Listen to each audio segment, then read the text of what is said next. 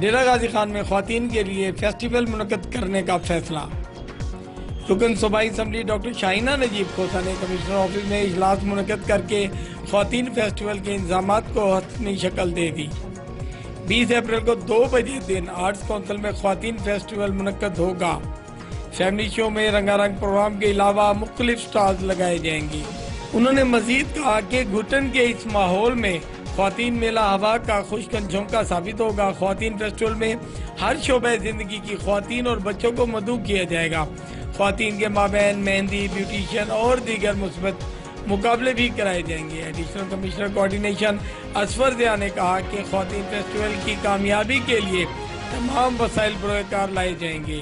اجلاس میں vice principal technical training institute Mehboob Hussain, Ghazi university کے professor Shoaib Raza, professor Sameera Bano, professor Imran Lodhi, P H A کے Sana Muhammad, programme officer arts council Fazal Karim اور دیگر شریک تھے۔